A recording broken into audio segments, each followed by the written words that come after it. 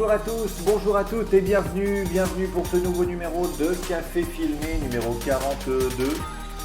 Numéro 42, ça doit être dans le titre. Numéro 42 de l'année, c'est la première année, donc numéro 42. Il est 9h02 sur mon ordinateur, alors avec le décalage, peut-être qu'il est un peu plus chez vous. Nous sommes le 5 octobre, c'est la première émission du mois d'octobre. Il n'y en aura pas beaucoup, je vous spoil directement. En octobre, il n'y aura pas beaucoup d'émissions. Et bien, j'espère que vous allez bien. Il paraît qu'hier, il y a eu une panne des réseaux sociaux. Peut-être qu'aujourd'hui, elle continue et du coup, je parle tout seul. Nous ne le saurons probablement jamais. Tant pis, l'émission sera au moins enregistrée et envoyée sur YouTube. Ça, c'est la bonne nouvelle. Donc, j'espère que du coup, vous avez survécu à cette panne de réseaux sociaux. Ça a été Facebook globalement, donc Facebook, WhatsApp et Instagram. Ça a dû être long pour certains. Moi, j'ai rien vu passer.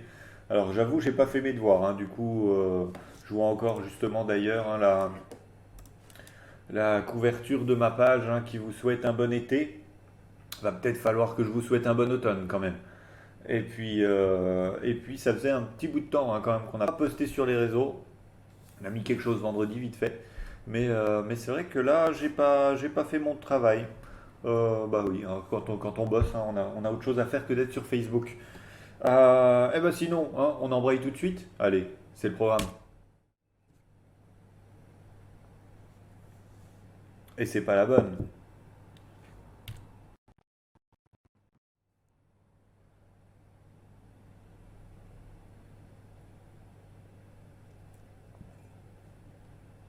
42 numéros, 42e erreur.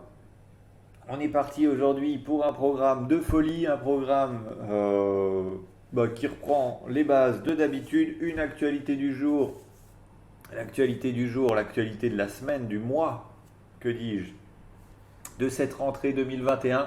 On va encore parler du DPE. Je pense que ce sera la dernière fois. Ce sera la dernière fois que nous allons parler du DPE. Et puis après, nous allons embrayer relativement rapidement sur une nouveauté de Action Logement. Alors, j'ai été un des premiers à vous parler du Mon Job, Mon Logement. C'était en fin de saison dernière, juin-juillet, qui offre donc 1000 euros à tout le monde. Et bien là, encore une nouveauté. Donc on va pouvoir en parler aujourd'hui, tout simplement. On commence donc par l'actualité du jour. L'actu du jour, l'actu du mois, l'actu de la semaine. Le nouveau DPE qui fait encore parler de lui. Alors, résumé des épisodes précédents. On a changé les méthodes de calcul du DPE en 1er juillet 2021. Et du coup, avec en fait, c'est les méthodes de calcul qui ont été changées, notamment pour supprimer les DPE dits vierges, donc les DPE des maisons dont on ne pouvait pas calculer justement les DPE, parce qu'avant les DPE se calculaient sur les factures. Donc si vous n'aviez pas de locataire, si vous n'aviez pas de chauffage dans votre habitation, de suite en fait vous n'aviez techniquement pas de déperdition d'énergie. Donc le nouveau DPE doit corriger les choses, doit être plus proche de la réalité et doit supprimer tous les vierges en se basant sur une méthode de calcul en intégrant les matériaux. On avait prévu, je crois, qu'au final, il y ait 500 000 logements dans toute la France qui deviennent insalubres. Donc, de logements insalubres, c'est ceux qui sont sur les grilles de DPE en F et en G. Les logements insalubres seront interdits à la location à partir de 2025 et 2028 pour les F. Puis après, ce sera probablement les E. Et comme pour toute échelle que nous avons créée, le A c'est le meilleur. Donc dans 10 ans, ce sera quoi? Après le A, c'est le 9 ou le 0, où on recommencera à Z. Ça posera problème parce que l'échelle, elle, s'améliorera, mais on est déjà au plus bas. Parce que le A, c'est le bas de l'alphabet, c'est pas le haut. On aurait mieux fait de dire que effectivement les A, c'était pas bien. Mais dans la tête des gens, ça aurait été un problème de dire que c'est pas bien, étant donné que pour les notes à la fac, C'est ça, donc on aura probablement un recalcul encore des DPE qui va repasser tous les A en B ou tous les A en C même pour refaire des nouveaux A. Ça va être encore sympa. En attendant, on a un nouveau DPE. On compte que effectivement il devrait y avoir 500 000 logements insalubres. Le problème, c'est que depuis le 1er juillet, sur 300 000 DPE effectués, il y en a 200 000 qui sont déjà insalubres. Donc, sonnette d'alarme de la part des professionnels, il y a un souci. Le souci est signalé. Le gouvernement nous dit qu'effectivement il y a un problème, mais on ne sait pas trop quoi faire. Eh bien, ça y est, depuis hier, on sait quoi faire. On ne fait rien. Donc le DPE est officiellement suspendu pour les logements construits avant 1975. Donc si vous avez un appartement, une maison, un immeuble qui est construit après 1975, ça ne vous concerne pas. Même si du coup, pour le coup, on a un petit souci dans le sens où on a vu des anomalies sur d'autres types de biens, notamment les petites surfaces, les moins de 40 mètres carrés. Mais cela, pour l'instant, a priori, on ne fait rien. Mais si votre appartement est plus ancien que 1975, suspension des DPE. Et donc, tous ceux qui ont été faits depuis le 1er juillet seront refaits à partir du 1er novembre. Donc là, ça y est, a priori, le doigt a été mis sur le problème a été identifié. On a une bande d'informaticiens, ou peut-être qu'il est tout seul, le pauvre gars, qui doit travailler sur la mise à jour du logiciel. Alors, étant donné qu'il a jusqu'au 1er novembre pour la faire, effectivement, je pense qu'il est tout seul. S'ils sont 10, bon, normalement, s'ils ont trouvé l'erreur, voilà, ils ont trouvé l'erreur donc en moins d'une semaine, mais a priori, il leur en faudra 4 pour la corriger. Je ne sais pas comment ils travaillent, je ne sais pas s'ils ont mis des commentaires dans leur code, mais effectivement, ça a l'air un peu compliqué. Donc, jusqu'au 1er novembre, plus de DPE pour les bâtiments d'avant 75. Ça, c'est acté. Donc, l'article du Parisien revient sur ce que je viens de vous dire. Voilà, donc, qu'est-ce qui s'est passé suite à l'analyse des DPE réalisée depuis le 1er juillet? Les anomalies ont été identifiées et seront corrigées dans la méthode de calcul par un nouvel arrêté qui sera signé avant le 8 octobre. Donc, on va signer un arrêté et puis ensuite, on corrigera les logiciels. Le logiciel sera donc disponible le 1er novembre. Après un trimestre d'application, on estime à 1 million le nombre de logements à FOG au lieu des 514 000 que nous avons projetés. 40% des 35 000 par semaine. 40% des DPE ont un problème en ce moment. Comment ce sera corrigé pour ceux qui ont été faits? Eh bien, automatiquement. Donc, c'est vraiment que la méthode de calcul qui change. Ce qui veut dire que si vous avez effectué votre DPE au 1er novembre, enfin à partir du 1er novembre, parce que si tout le monde l'appelle, ça va être violent, vous allez pouvoir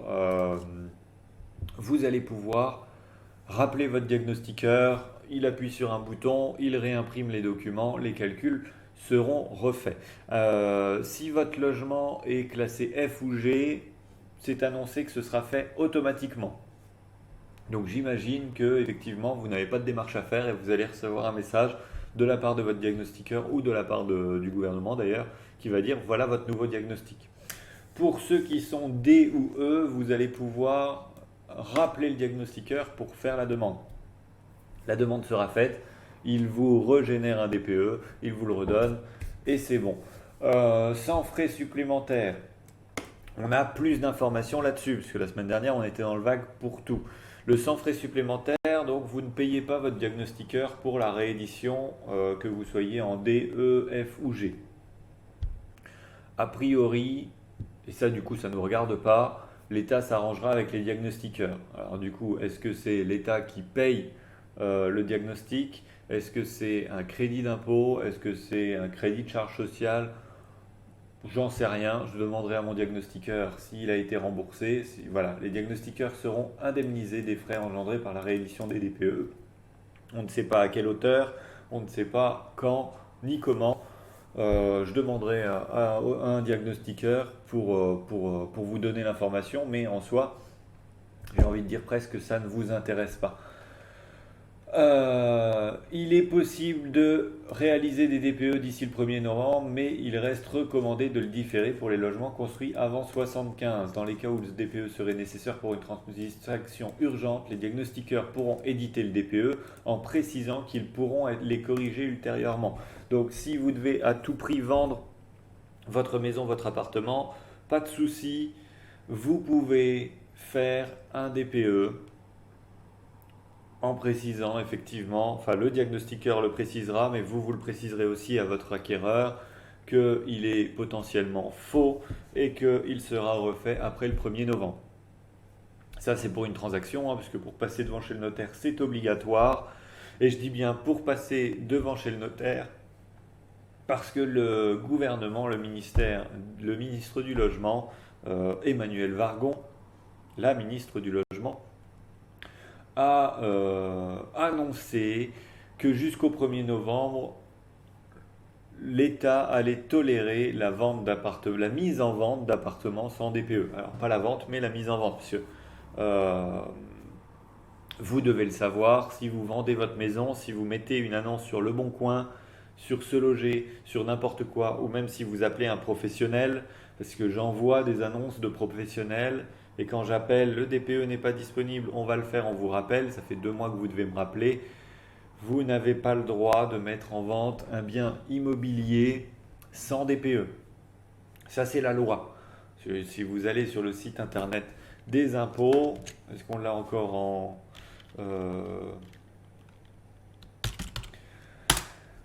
peut-être pas. Du coup, j'avais un onglet, parce que maintenant, forcément, il y a l'actualité. Hein.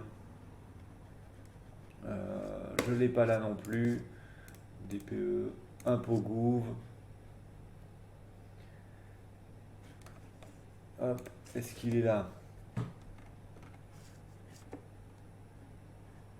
Voilà, contenu, les annonces de vente ou location immobilière qui paraissent dans la presse, en agence immobilière ou sur Internet doivent contenir certaines informations sur la consommation énergétique du logement.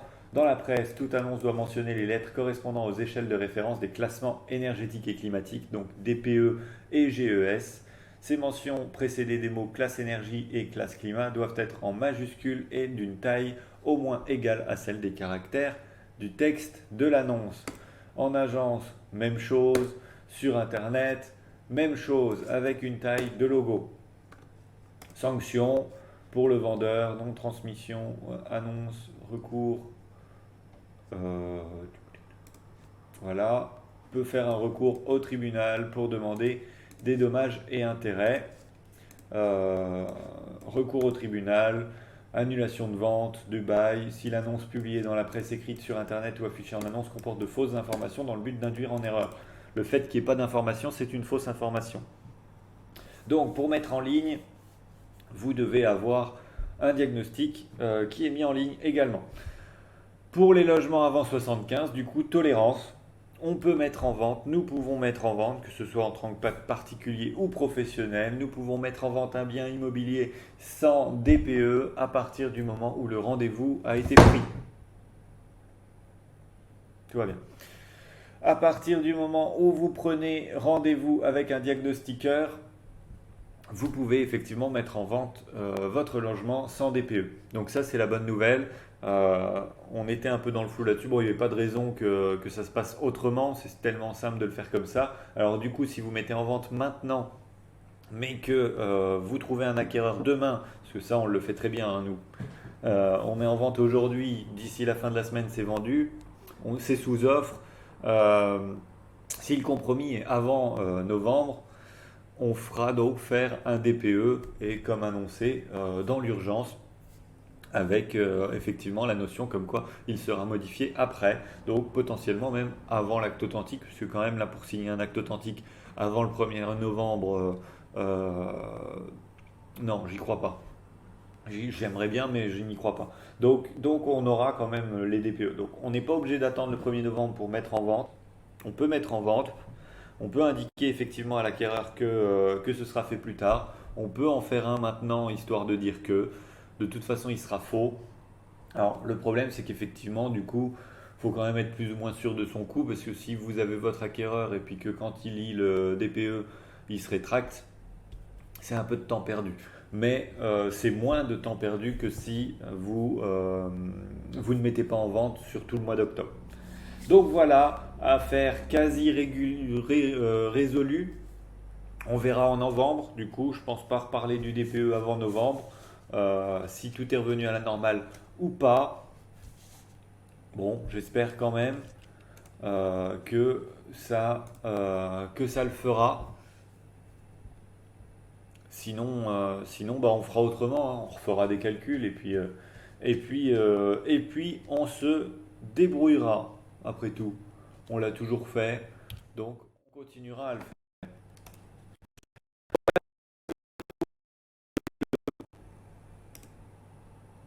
Affaire classée, quasiment. J'espère que par contre vous n'êtes pas dans le cas de figure où vous avez déjà vendu le bien, parce que bah, ça, on va le mettre sous le tapis gentiment. Et puis bah, c'est tout, hein. Vous avez vendu votre bien, vous l'avez vendu en dessous du prix du marché parce que le DPE était mauvais. A priori, voilà. C'est dommage. Dommage, dommage. On change de sujet, un sujet beaucoup plus agréable. Sujet beaucoup plus agréable, on va reparler d'Action Logement. Et quand on parle d'Action Logement, c'est souvent pour des bonnes nouvelles.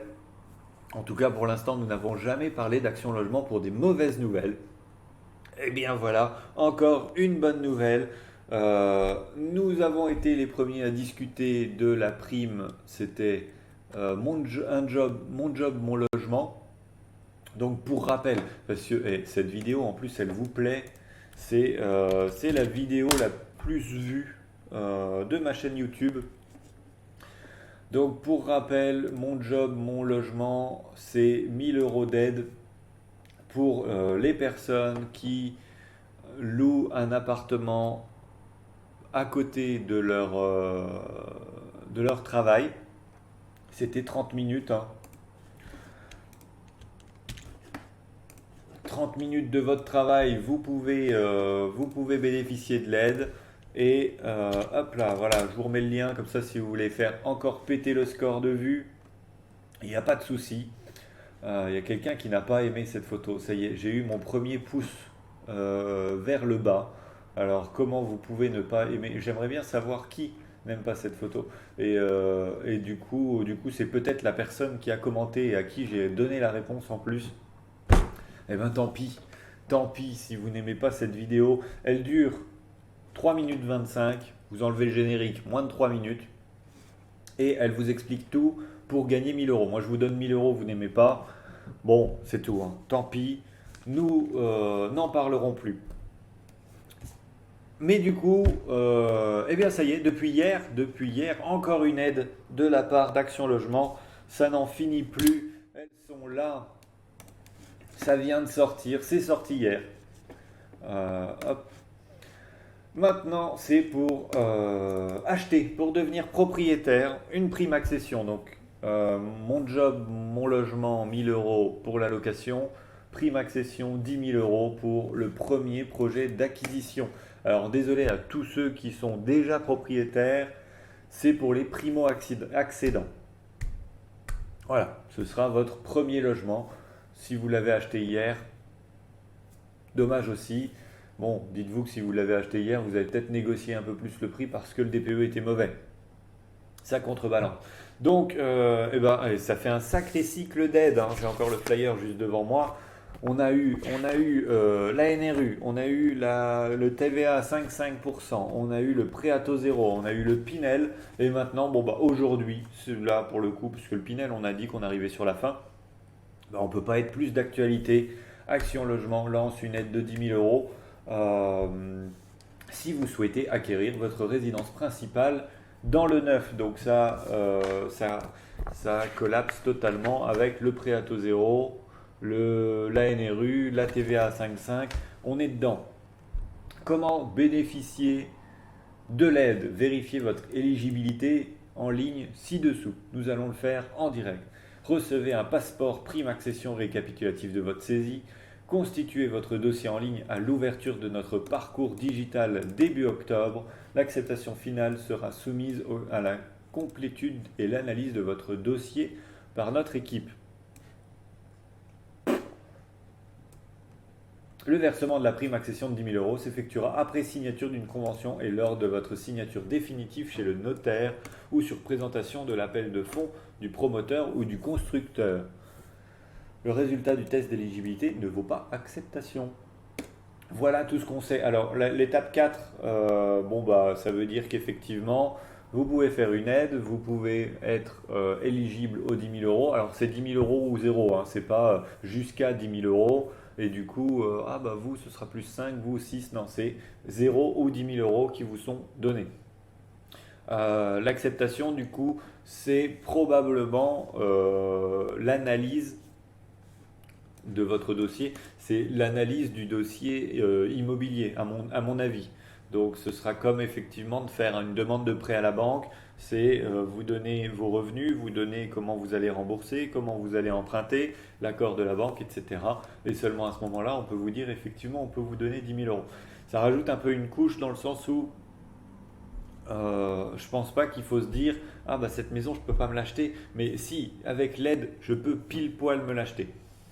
Parce que du coup, effectivement, s'il faut aller jusqu'à chez le notaire pour potentiellement avoir la prime ou non, faut pas que le jour de chez le notaire, on vous dise non, finalement, c'est pas bon.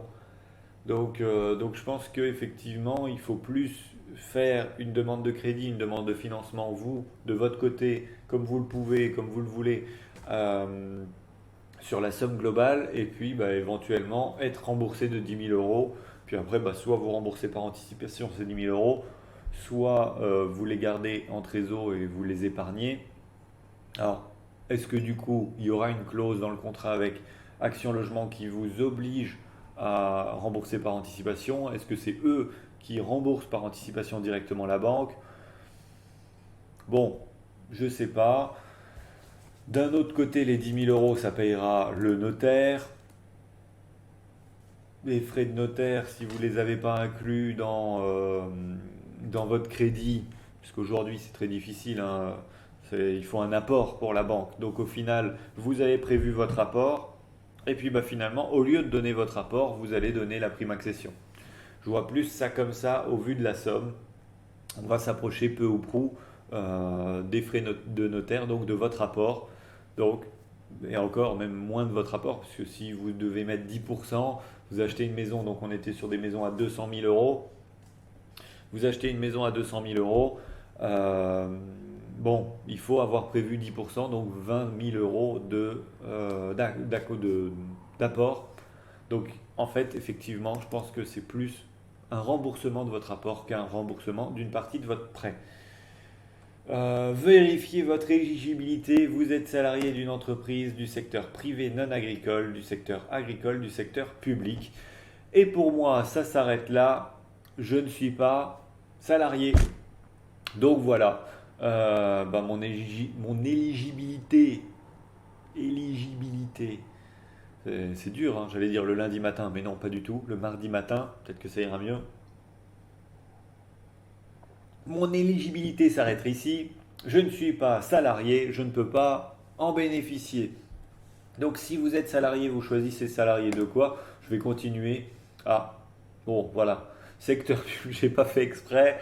Le secteur public, donc si vous êtes salarié public, c'est non. Privé non agricole, ça passe. Privé agricole, ça passe aussi. Donc si vous travaillez dans une banque, si vous n'êtes pas fonctionnaire, si vous êtes salarié, hors secteur public, vous pouvez faire suivant. Votre futur logement sera-t-il sur le territoire français? Est-ce qu'on a le droit de dire non? On a le droit de dire non, mais au moins ils nous disent que clairement c'est que pour la France. J'aime bien ce formulaire parce que du coup, effectivement, vous ne pouvez pas dire j'ai pas trouvé mon cas de figure. Code postal du lieu d'acquisition 54 000 B1. Pour tout connaître, cliquez ici. Alors, a priori, ils me redisent B1. Ce qui veut dire que si je ne suis pas en B1,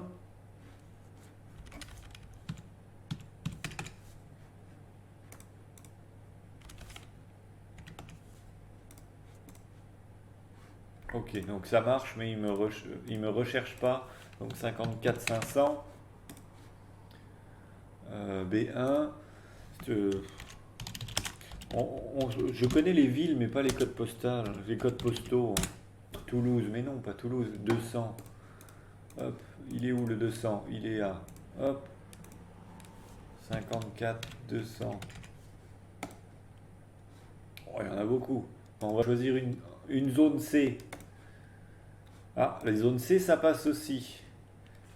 Donc, logement neuf, construction, acquisition de droits réels sur un bien dans le cadre d'un bail réel solidaire, logement vendu par HLM, logement ancien, une opération dans le neuf.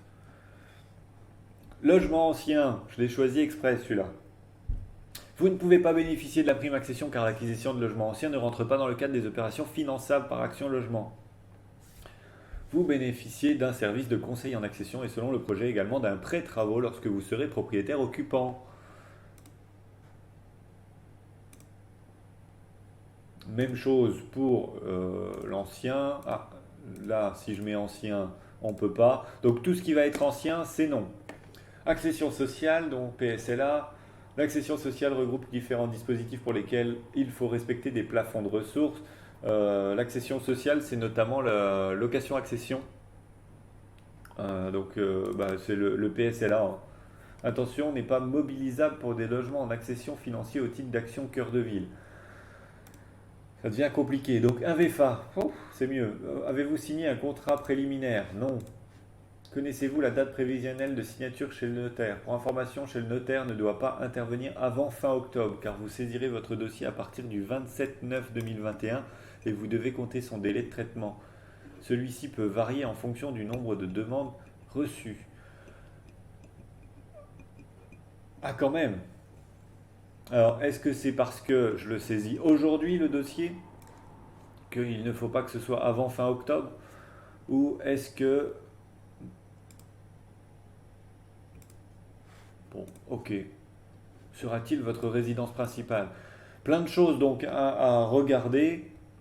Êtes-vous primo-accédant, ne pas avoir été propriétaire de votre résidence au cours des 24 derniers mois? C'est ça donc, être primo-accédant. C'est donc, vous avez acheté, vous avez vendu, vous êtes parti en location parce que vous êtes, j'allais dire militaire, mais du coup non, c'est fonction publique. Parce que vous avez été muté, vous êtes en location depuis 24 mois, vous êtes reconsidéré en primo-accédant, y compris le co-demandeur s'il y en a un. Donc si vous êtes marié, pacsé ou si vous faites une demande à plusieurs, il faudra que ce soit le même cas. Le revenu fiscal de référence, on va mettre 36 548 comme sur cette jolie feuille.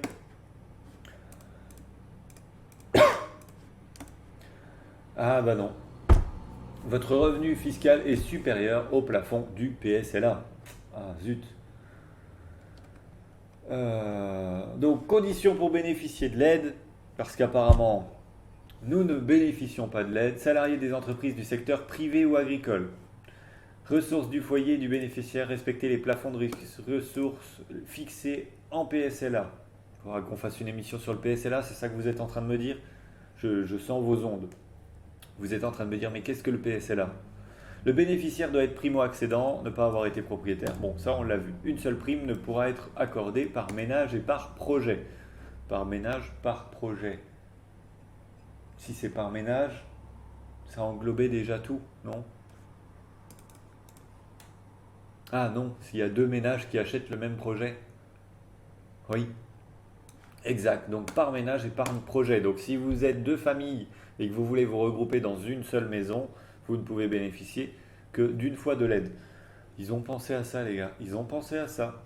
Le logement situé en territoire métropolitain, résidence principale, respecter des conditions de performance énergétique qui doivent être par rapport aux articles machin. Donc, est-ce que c'est la RT 2012 du coup? Le logement ne doit pas être financé dans le cadre d'une opération Action Cœur de Ville, ni dans un PRU. Pour savoir si votre logement est concerné, nous vous invitons à contacter votre vendeur. Comme ça, au moins, le montant de l'acquisition du logement devra respecter les plafonds fixés du dispositif PSLA. La signature du contrat doit être postérieure au 1er janvier Ok, donc si vous avez acheté, si vous avez signé cette année, vous pouvez demander l'aide, l'acquisition ou la construction d'un bien neuf, l'accession sociale à la propriété. Les plafonds, zone A, zone B, hein, il aurait fallu que je marque 32 919 pour être accepté. Dommage. On est passé pas loin. Et il y avait, ça c'était les plafonds de ressources, mais il y avait également le montant d'acquisition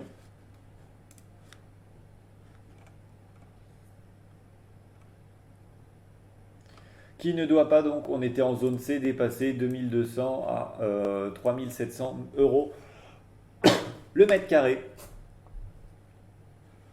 Si vous pouvez acheter du 3700 euros du mètre carré, peut-être qu'effectivement votre plafond de ressources ne sera pas cohérent en fait. Moi je pense. Voilà. Donc oui, j'ai été un peu plus dans le formulaire parce que justement voilà le commentaire qui m'aura valu un moins. Il faut expliquer comment faire la demande car je n'arrive pas à la faire. Et bien voilà, comment faire la demande. Vous utilisez ce formulaire, vous répondez jusqu'au bout et ça marche. Et à la fin, eh bien, vous serez renvoyé pour effectivement envoyer votre dossier. Tant que c'est rouge et que c'est marqué vous ne pouvez pas bénéficier de la prime, on va mettre 3 personnes et du coup ce sera bon, logiquement. Je certifie ne pas avoir déjà fait une demande de la prime, que l'opération n'a pas bénéficié d'un financement dans le cadre d'Action Cœur de Ville ou NPRU, que l'acquisition de ce bien n'est pas faite dans le cadre d'une SCI, que le logement respecte les conditions. Monsieur Ruiz, Guillaume, 06 45 45 28 73, appelez-moi pour tous vos projets et puis vous validez. Et on vous recontacte, qui sait, Action Logement vous recontacte et vous irez plus loin. Donc c'est mis en place depuis hier, mais donc valable si vous avez signé depuis le début de l'année. A priori, si vous n'avez pas encore signé, c'est un peu chaud. J'ai cru voir que c'était valable pour les 3 derniers mois de l'année. La demande, vous pouvez la faire jusqu'à décembre. Donc allez-y. Si vous voulez acheter du neuf, faites la demande. Alors vérifiez effectivement si ça ne rentre pas dans le cadre d'un PRU, de machin, de trucs. Est-ce que vous pouvez cumuler tout sera dit dans le formulaire en fonction de votre situation. Et puis moi c'est tout ce que j'ai à dire sur ce sujet. Vous n'avez pas beaucoup réagi, donc a priori j'ai été très clair. Impeccable. Petit récap avant de se quitter. L'actu du jour, donc, les DPE, c'est suspendu pour les maisons d'avant 1975, les appartements, les immeubles, tout ce qui a été construit avant 1975. On ne fait plus de DPE, sauf si vente avant le 1er novembre. Là, vous avez le droit d'en faire un. Enfin, vous pouvez en faire un. Dans tous les cas, vous pouvez en faire un, mais c'est fortement déconseillé. Le diagnostiqueur indiquera qu'effectivement, une correction sera apportée après le 1er novembre. Modification automatique, recalcul automatique pour tous les logements en F ou en G, modification sur demande du propriétaire pour les D et les E. À partir du 1er novembre, normalement, tout ira bien. Et si vous mettez en vente aujourd'hui, vous n'êtes pas obligé de respecter la loi, comme quoi le DPE doit être affiché. Vous pouvez ne pas le mettre et on ne vous dira rien. Si tant est qu'avant on vous disait quelque chose quand vous ne respectiez pas cette règle, respectez-la, c'est mieux. Enfin, c'est mieux de toute façon maintenant avec le nouveau DPE, comme on l'a vu. Avant, en fait, la loi vous obligeait à afficher le DPE, mais il n'y avait aucune sanction. Maintenant, effectivement, si vous n'affichez pas le DPE, l'acquéreur ou le locataire peut se retourner contre vous. Et ben voilà, merci. Merci à vous d'avoir regardé cette vidéo. Merci à vous de regarder les autres. Merci pour vos commentaires, pour vos partages, pour vos likes. N'oubliez pas, si vous êtes sur YouTube, même si vous êtes de plus en plus nombreux, n'oubliez quand même pas le pouce bleu. Et si c'est un rouge, dites-moi pourquoi, tant qu'à faire. Mais le pouce bleu, le partage, l'inscription, la petite cloche pour être prévenu des prochaines émissions. Et puis moi, je vous donne rendez-vous jeudi pour une nouvelle émission de Café Filmé. Des gros bisous, une bonne journée et une bonne semaine. Et à jeudi. Ciao.